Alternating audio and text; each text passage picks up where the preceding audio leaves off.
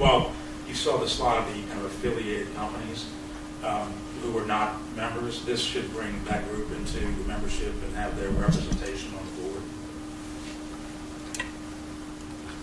Well, we talked about this a bit, so it's just to work together commonly for whatever the cause is of helping, Dominion and whomever get this stuff set up offshore and moving forward. So what's next? You saw this slide before, in 2010. We've been having discussions with VEDP about reconstituting this, which would be a very different model. A lot of the same folks, but certainly over the past 4 years, the dynamic has changed. It will be a very cool amount to look at soon. The last board meeting for Val was 2 weeks ago, and we talked about, this gets back to supply chain, and let's do an industry day. So we have another board meeting October the 15th, and hopefully we're going to set up an industry day to bring in folks. Go back to the whole education thing, what this really means, what a timeline means. You guys who are obviously in building or manufacturing know that 2017 is not that far away, so stop saying it's far away. Let's understand this and what it means in the construction cycles. And let's also understand the construction and installation cycles are great, but the O&M is the real deal when you're looking at the long term. Then finally, as we kind of mentioned, we're working on reverse trade missions. We're working with VEDP, spoken to DD&E guys about that. And we've made several inquiries into the European community. We had the governor, fortunately, again through VEDP, sent an invitation letter to one of the main senators in Germany who runs the wind energy deal about bringing a group over here. He kind of runs the whole show, so he'd bring a big group. His schedule is such that he can't do it. We were hoping to do it in October. It's going to be the first few months in 2015, which would be a tremendous boost for the area and get back into having those folks go back into Europe and explain what Hampton Roads really has and the area of Virginia and support here. And there we go. Great, thank you. It was super good. Anybody have any questions? Yeah, Chuck, you and I talked a little bit about this before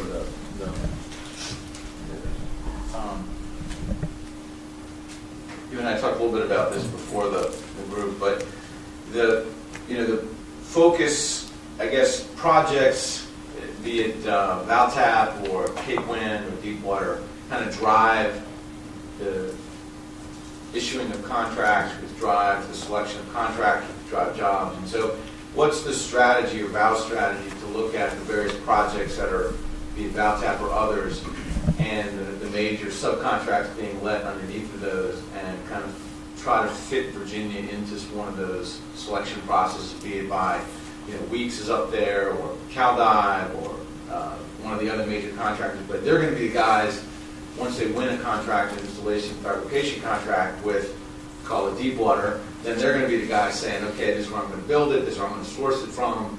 So what's the strategy to kind of bring Virginia and the Hampton Roads as a viable option for those major contractors as they get awarded? Yeah, that's a great question. And there are kind of two solutions here. One is we are reaching out to those guys directly. Again, from the Gulf Coast, the Caldi guys built a bunch of their vessels to the contracts for. So when you're talking about Matson and so forth, we know them. And it ties into what we're doing with the European guys. So we're certainly keen on that. As I mentioned, I was with the Weeks guys last week. I was invited to an offshore energy small group conference in upstate New York, and there were several people, including Coast Guard and others and the like. So we're really focused on that. The more interesting thing about that is that there's been a history of, or Virginia's going to be the supply chain hub, and here are our walls and stay away kind of thing. And I mentioned to you earlier, and I've had these discussions with many people in the General Assembly, is you need to view it as Hampton Roads potentially being the Houston of offshore energy for the Mid-Atlantic. But Houston's not to the exclusion of Galveston, New Orleans, Mobile, Pensacola. You've got to connect those dots. You've got to keep the walls down and make that happen. So as part of our future, it's very important. And again, last week was a great start. in upstate New York to start crossing some of those borders, because all of those people were from other places. And that's really important to us, and we're going to be pursuing that at the WE as well, those types of open discussions. Let's start figuring out how we connect these dots for the good of the whole Mid-Atlantic region. Have you all reached out to the winner of the Maryland lease? Because we've shared some emails about Baltimore thinks that they're going to be the service site, and obviously Hampton Roads is the best site for that.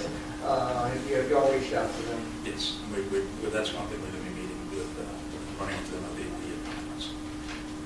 Absolutely. And you're right. And that's back to the Baltimore thing about making sure that nobody's doing the exclusion of others.